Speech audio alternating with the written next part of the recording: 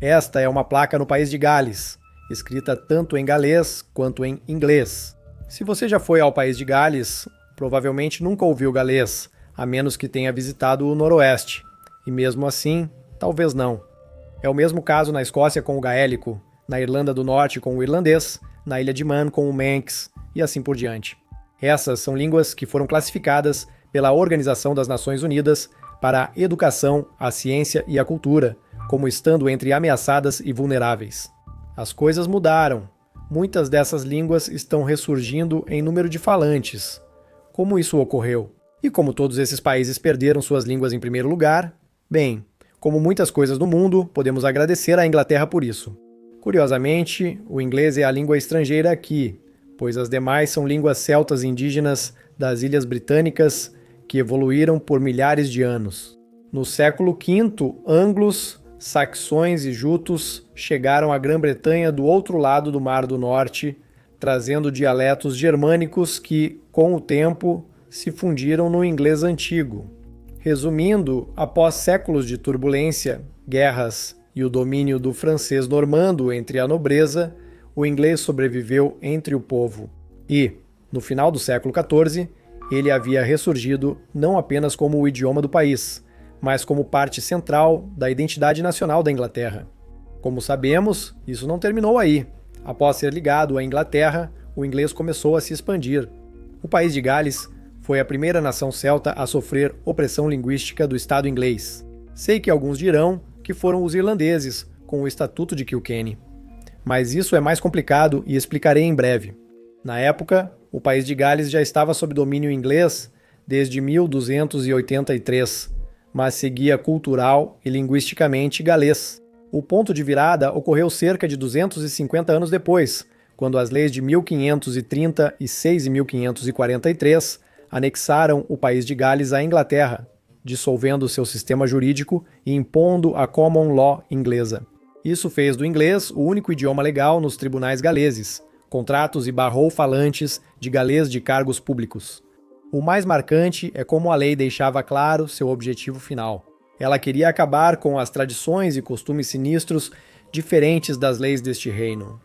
A partir daí, o galês entrou em declínio constante, sem necessidade de novas leis.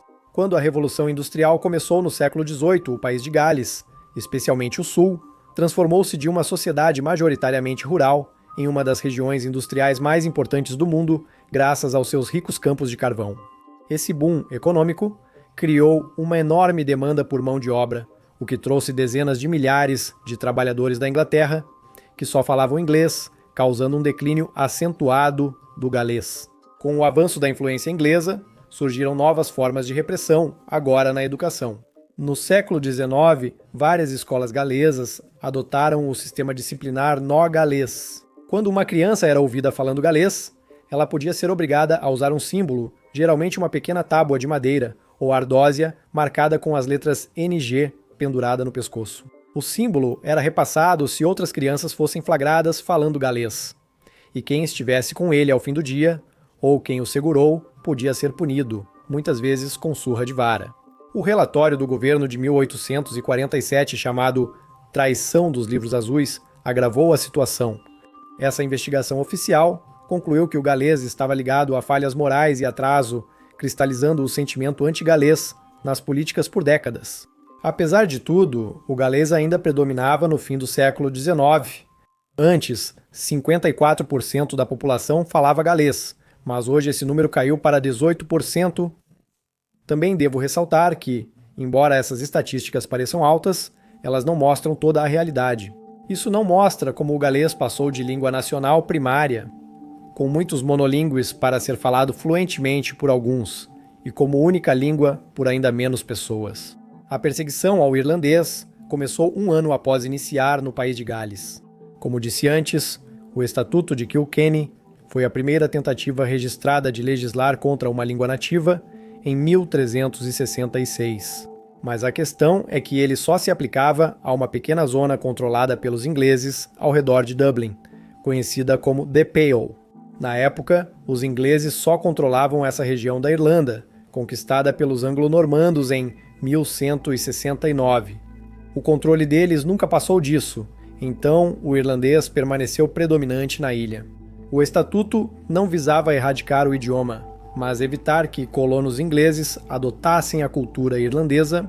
As coisas só mudaram em 1537. O Ato para a Ordem, Hábito e Língua Inglesa proibiu o irlandês no parlamento, obrigou o ensino e as pregações religiosas em inglês. Isso, é claro, coincidiu com a conquista Tudor da Irlanda, quando a Inglaterra começou a conquistar a ilha ao mesmo tempo. Em 1603, toda a ilha estava sob domínio inglês, mas as leis linguísticas continuaram, diferente do país de Gales. Ficou ainda mais rigoroso. Em 1737, o irlandês foi proibido nos tribunais pela Lei de Administração da Justiça, com penalidades financeiras para violações. Isso significava que, mesmo que você estivesse sendo julgado pela sua vida, não tinha o direito legal de falar sua própria língua no seu próprio país. A Lei das Escolas Nacionais de 1831 criou uma rede de escolas primárias financiadas pelo Estado, todas exclusivamente em inglês, com o irlandês desencorajado e até punido em várias salas de aula. Vale destacar que, em 1840, metade do país ainda falava irlandês, e pelo menos em 1800 havia 800 mil falantes monoglotas de irlandês que não sabiam inglês de forma alguma. Foi realmente quando a fome na Irlanda atingiu em 1845 que a língua foi absolutamente dizimada. A fome atingiu especialmente falantes de irlandês, que viviam em áreas rurais pobres e dependiam da batata. Muitas dessas comunidades foram deslocadas para o oeste após séculos de confisco de terras, onde a região era menos fértil, agravando o problema. A fome durou apenas 7 anos, mas causou a morte de 1 milhão de pessoas e forçou mais 1,5 milhão a emigrar. De 1841 a 1870, a população caiu de 8,2 para 5,4 milhões e os falantes de irlandês, de 4 milhões para menos de 1 milhão. Em 1891, apenas 14% da população falava irlandês, contra quase 50% antes da fome. O mais impressionante é que, entre 1800 e 1911, os falantes monoglotas de irlandês caíram de 800 mil para menos de 17 mil. Você pode ver aqui como tudo mudou. Após a fome, a língua continuou em declínio constante devido às leis anteriores até 1922, quando a Irlanda conquistou a independência e pôde tentar fazer algo a respeito. Claro que, para Sean-Dubh, a Irlanda do Norte, a situação só foi piorando. Entre 1924 e 1927, o número de escolas primárias que ensinavam irlandês no Norte caiu pela metade. O subsídio para o irlandês como matéria extra foi abolido em 1934 e desde então tem sido amplamente ignorado. Por fim, o escocês provavelmente tinha a situação mais única entre todos. 2 línguas foram atacadas, mas receberam tratamentos bem diferentes. Nas terras baixas, falava-se escocês. Nas altas, gaélico-escocês. O escocês, antes de tudo, para muitas pessoas pelo menos, não é realmente visto como uma língua própria, mas sim como um dialeto do inglês. Mas é tecnicamente uma língua própria. Quando o rei Jaime VI da Escócia tornou-se rei Jaime I da Inglaterra, em 1603, transferiu a corte escocesa para Londres e o prestígio real passou ao inglês. O escocês já foi a língua do governo, literatura e lei na Escócia, mas a monarquia e elite passaram a adotar o inglês para se alinhar ao novo centro de poder. O inglês virou língua prestigiada e o escocês foi associado à baixa classe. Isso foi intensificado pelos Atos de União de 1707, que uniram politicamente o Reino da Inglaterra e o Reino da Escócia em um único estado político chamado Grã-Bretanha, com seu parlamento sediado em Westminster. Escoceses ricos passaram a contratar professores de pronúncia inglesa para corrigir o que consideravam seus sotaques bárbaros. Essa supressão sutil foi muito eficaz. Com o inglês virando língua das oportunidades econômicas, todos o adotaram. Atualmente, cerca de 1,5 milhão de pessoas na Escócia falam escocês, mesmo que muitos não percebam. Já o gaélico escocês foi muito mais brutalmente suprimido. Como o gaélico não era inteligível com o inglês, ao contrário do escocês, parecia mais estrangeiro e facilitou sua repressão pelas autoridades. Em 1609, os Estatutos de Iona obrigaram chefes de clãs das Terras Altas a enviarem seus herdeiros para as Terras Baixas para estudarem em escolas protestantes de língua inglesa. Depois, veio a Sociedade na Escócia para a propagação do conhecimento cristão. Sociedade na Escócia para a propagação do conhecimento cristão, fundada em 1709. Essas escolas religiosas privadas, localizadas em áreas gaélicas, visavam substituir o gaélico pelo inglês, sob o pretexto de religião e civilização. Professores de língua inglesa eram forasteiros. O gaélico foi proibido e os alunos aprendiam que sua língua era inferior. No final do século XVIII já existiam centenas dessas escolas impactando gerações de crianças. A repressão ficou violenta após as rebeliões jacobitas fracassadas de 1745, quando os clãs das Terras Altas se rebelaram contra o Estado britânico. O governo culpou a cultura das Terras Altas pela rebelião, resultando em repressão ainda mais severa. A Lei da Prescrição de 1746, um ano após a revolta fracassada, proibiu vestimentas das Terras Altas. No ano seguinte, a Lei das Jurisdições Hereditárias aboliu os direitos judiciais dos chefes de clã, rompendo a estrutura social que mantinha o gaélico. No entanto, a lei mais prejudicial veio um século depois, com a Lei da Educação de 1872. Essa é considerada a política mais prejudicial ao idioma. A lei nacional tornou o ensino fundamental obrigatório na Escócia apenas em inglês, sem permitir o gaélico. Enquanto a sociedade na Escócia para a propagação do conhecimento cristão era uma rede com alcance limitado, essa lei era nacional. No fim do século XIX, o letramento em gaélico colapsou e a língua se restringiu a comunidades rurais isoladas. O número de falantes da língua reduziu 5% de 1891 a 2022. Então parecia que era o fim do jogo para todas essas línguas. Como você consegue se recuperar de um declínio linguístico tão grande? Manx e Córnico foram oficialmente declarados extintos pela Organização das Nações Unidas para a Educação, a Ciência e a Cultura, em 2009. Surpreendentemente, muitas dessas línguas ressurgiram. No país de Gales, o galês voltou a ser ensinado após a Lei de Educação de 1944, que autorizou sua inclusão no currículo escolar. A primeira escola a ensinar totalmente em galês, Ysgol Glencloyd, só foi fundada em 1956. A legislação linguística tornou o galês uma língua pública viva. A Lei da Língua Galesa, de 1967, deu ao galês status oficial limitado e permitiu seu uso em tribunais. 15 anos depois, as bases culturais começaram a ser estabelecidas. O canal de televisão S4C foi lançado em 1982 como o primeiro canal especificamente para um público falante de galês. Até hoje, continua sendo a única emissora em língua galesa no país. Em 1993, a Lei da Língua Galesa passou a exigir que órgãos públicos oferecessem serviços em galês e inglês. Com a Lei do Governo do País de Gales, de 1998, e a criação da primeira Assembleia Nacional em séculos, Cardiff retomou o controle do futuro galês, acelerando os esforços para preservar a língua. Um ano depois, o galês virou obrigatório em todas as escolas até os 16 anos. Em 2008, a S4C lançou o COOO, primeiro bloco infantil de televisão em galês, criado para imergir a nova geração na língua desde cedo. Apenas em 2011, com a Lei de Medidas da Língua Galesa, o galês foi oficialmente reconhecido no país de Gales, permitindo aos reguladores exigir cumprimento da lei. Apesar de tudo isso, se formos considerar os números do 10 anos que todas as residências no país de Gales informem, entre outras coisas, se conseguem falar galês, eles descobriram que, em 2021, havia 538 mil falantes de galês, cerca de 18% da população. Em 2011, eram 562 mil falantes, 19% da população.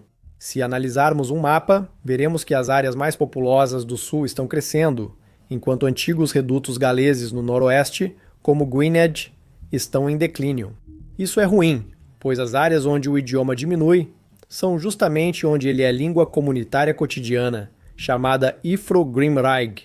É preferível ter 500 mil pessoas usando o idioma diariamente do que 1 milhão que só sabem o básico, mesmo que ele cresça onde não será falado no dia a dia. Apesar disso, as políticas desaceleraram o declínio e o governo galês definiu a meta de 1 milhão de falantes até 2050, além de aprovar uma nova lei de idioma e educação em 2025 para promover mais integração, especialmente de adultos aprendendo galês. O renascimento do irlandês tem dois lados: o progresso na Irlanda comparado à Irlanda do Norte, que pertence ao Reino Unido. Obviamente, a República da Irlanda está fazendo mais para tentar reviver o idioma, mas, sinceramente, não está indo bem de qualquer forma. Após a Guerra de Independência da Irlanda, iniciou-se a política linguística oficial, tornando o irlandês obrigatório em todas as escolas primárias e secundárias. O irlandês era obrigatório para entrar no serviço público, ligando-o ao progresso na carreira. O passo legal inicial mais importante ocorreu com a Constituição de 1937, que tornou o irlandês o idioma oficial do Estado e o inglês o segundo. Também foram criadas as Gaeltachts, distritos na Irlanda reconhecidos por ter o irlandês como idioma principal. Essas são, na verdade, zonas legalmente protegidas, o que significa que o governo trata o irlandês como prioridade nesses locais, de uma forma que não acontece em nenhum outro lugar. Espera-se que serviços públicos operem em irlandês, escolas ensinem majoritariamente nesse idioma e o financiamento público promova e preserve a língua. As comunidades devem apresentar planos oficiais de idioma para fortalecer o irlandês ou podem perder o status de Gaeltacht. No fim do século XX, a mídia em língua irlandesa se expandiu. A rádio Éireann iniciou transmissões nos anos 60 e o canal TG4 foi lançado em 1996, marcando a normalização do irlandês na cultura popular. Nos anos 2000, a Lei das Línguas Oficiais de 2003 foi a primeira lei moderna sobre línguas, garantindo serviços públicos em irlandês. Em 2010, o governo lançou uma estratégia de 20 anos para tornar a língua irlandesa realmente utilizável na sociedade.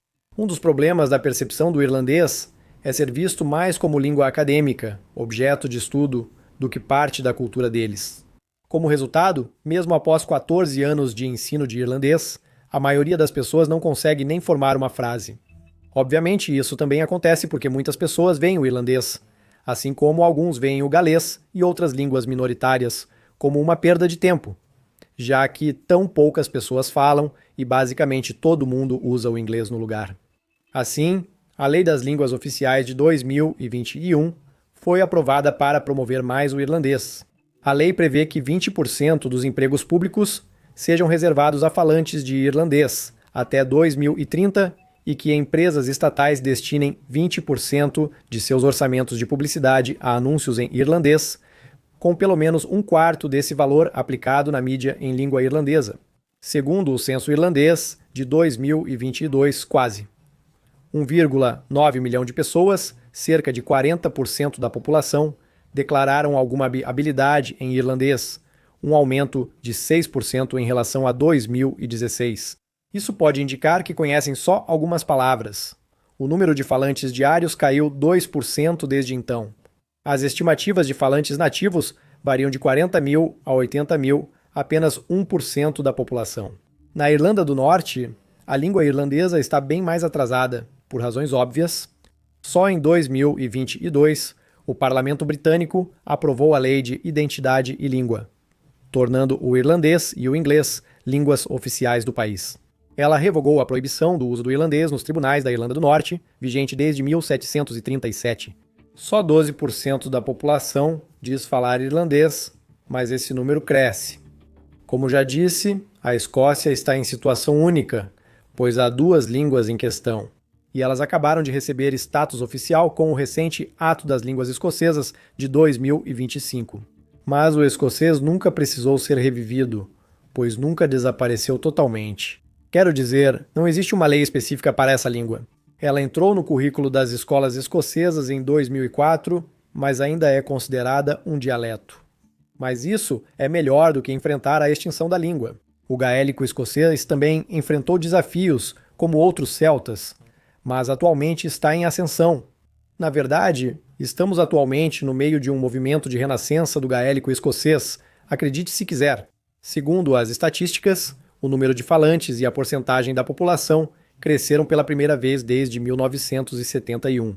Também tem havido um aumento constante na educação infantil através do gaélico há mais de uma década. Curiosamente, as tentativas de preservar o idioma só começaram recentemente, quando em 1973 foi inaugurada a única universidade exclusiva em gaélico escocês. Em 1995, a British Broadcasting Corporation, rádio non-gael, foi lançada como primeira estação de rádio em gaélico escocês. O idioma só foi simbolicamente reconhecido em 2005 pela Lei das Línguas Gaélicas. 3 anos depois, em 2008, a British Broadcasting Corporation, ALBA, foi lançada como o primeiro e único canal de televisão no idioma. O canal exibe desde programas infantis até dramas policiais. Programas como o recente Crime Thriller e Shelan bateram recordes de audiência e foram vendidos para emissoras em toda a Europa. Isso também trouxe um benefício econômico. Pesquisas independentes descobriram que a mídia gaélica gera libras, 1,34 para cada libra, investida e sustenta 340 empregos em toda a Escócia, muitos deles em comunidades remotas das terras altas e ilhas que precisam desesperadamente de oportunidades econômicas. O governo escocês investe 35 milhões por ano em ações gaélicas, formação de professores, programas escolares, mídia e eventos culturais. Esse é um investimento enorme para uma língua com menos de 70 mil falantes, mas parece estar valendo a pena. Para todas essas línguas, a batalha ainda não acabou. E a verdade é que ainda parece muito provável que o inglês esteja avançando sobre tudo o que resta delas. A língua é a alma de uma cultura. Quando ela morre, a cultura logo a segue. Então, espero que não chegue a esse ponto, mas acho que veremos. Obrigado por assistir.